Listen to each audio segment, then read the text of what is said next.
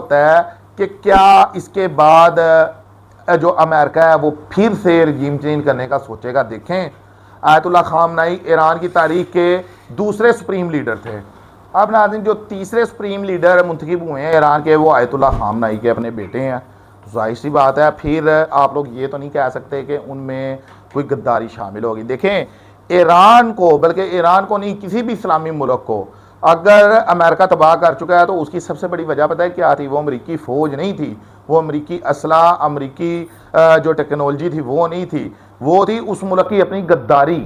اگر ہم عراق کی بات کرتے ہیں، افغانستان کی بات کرتے ہیں، یا ایران کی بھی بات کرتے ہیں، یا آج ہم پھر فلسطین کی بات کرتے ہیں، وہاں پر جو آپ لوگ یہ کہہ سکتے ہیں کہ غزہ کی بات کرتے ہیں، تو وہاں پر بھی جو زیادہ وہاں پر بھی ہم لوگ ناظرین دیکھتے ہیں کہ جو اندر کے غدار تھے نا انہوں نے ہی اپنے اپنے ملکوں کو زیادہ نقصان پہنچایا. اگر ہم آیت اللہ خامنائی کی بات کرتے ہیں تو یہاں پر ان کی شہادت کے پیچھے بھی آپ لوگوں کو کیا لگتا ہے کہ امریکی انٹیلیجنس تھی کوئی یا اسرائیلی انٹیلیجنس تھی کوئی؟ نہیں، یہاں پر بھی جو ایرانی غدار تھے وہ شامل تھے. اس کے علاوہ اگر ہم جو ایرانی لیڈرشپ اس سے پہلے شہید ہو چکی ہے وہ کس وجہ سے شہید ہوئی ہے؟ وہ بھی ایرانی غداروں کی وجہ سے شہید ہوئی ہے. جس طرح ایک فوجی سربراہ تھا ایران کا، اس کو پکڑا ایرانی انٹیلیجنس نے کہ وہ اسرائیل کے ساتھ رابطے میں تھا. اسی طرح دیکھیں کوئی بھی اسلامی ملک ہے نا، وہ اگر آج امریکہ کے دباؤ کے اندر ہے نا، یا پھر امریکہ اس ملک کو تباہ کر چکا ہے، تو اس کے پیچھے امریکہ کی طاقت نہیں ہے،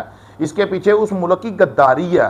اگر ہم ویسے ہی ان علاقوں کی ایران، عراق، افغانستان، یہ جو علاقے ہیں ان علاقوں کی تاریخ کی بات کریں نا، تو ان علاقوں میں ہر تاریخ میں ایک غدار نکلتا ہے جو ان علاقوں کو لے ڈوبا ہے. اگر ہم اپنی اسلامی تاریخ کی بات کرتے ہیں، ان علاقوں کو لے کر ہم سلطنت عثمانیہ کی بات کرتے ہیں، تو اتنی بڑی سلطنت آخر کس طرح سے گر گئی؟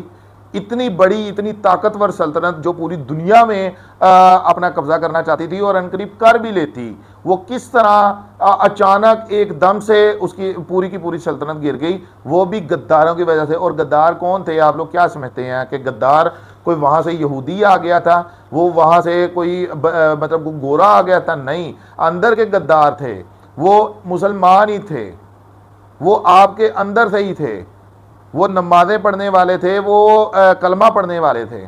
اسی طرح ہم لوگ دیکھتے ہیں کہ ایران کو بھی اگر امریکہ نے اتنا زیادہ نقصان پہنچایا ہے تو اپنی ٹیکنالوجی سے نہیں، ایرانی غداروں کی وجہ سے نقصان پہنچایا ہے. تو یہاں پر جس وقت تیسرا سپریم لیڈر آیت اللہ خامنائی کا اپنا بیٹا ہے، تو اس کے بعد جو آیت اللہ خامنائی کا جنازہ دیکھ کر اس وقت ایران اور اسرائیل کے اوپر لرزہ طاری ہوا پڑا ہے، تو اس سے پھر اسرائیل اور امریکہ بہت بار سوچیں گے قدم اٹھانے کے. ہاں اس وقت کہا یہ جا رہا ہے کہ امریکہ اور ایران کے درمیان مذاکرات طے پا چکے ہیں.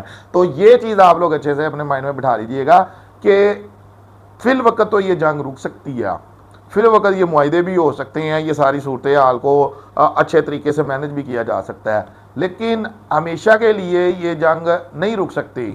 آپ لوگ یہ کہہ نہیں سکتے کہ امریکہ اور ایران کے درمیان آئندہ کچھ نہیں ہوگا، بلکہ ابھی سے ہم لوگ دیکھ رہے ہیں کہ ایک دوسرے کو دھمکیاں دینے پر آ چکے ہیں. بالکل بھی آپ لوگ اس چیز کے اوپر نہ رہیں کہ امریکہ اور اسرائیل کے تعلقات خراب ہو چکے ہیں، امریکہ سیدھا ہو چکے ہیں اسرائیل دے اگے. امریکہ جون سا وہ تڑیاں لگا رہا ہے، اسرائیل کو کبھی بھی نہیں لگا سکتا. اور اسرائیل ہے وہ یہ کہہ بھی چکا ہے کہ میرے پاس خالی امریکہ ہی اتحادی نہیں ہے. تو بے شک اس کے پاس امریکہ ہی اتحادی نہیں ہے، اور بہت سے ملک اس کے اتحادی ہیں، اور بہت سے اسلامی ملک بھی اسرائیل کے اتحادی ہیں، لیکن امریکہ سے بڑا کوئی اس کا اور اتحادی ہے بھی نہیں. ٹھیک ہے.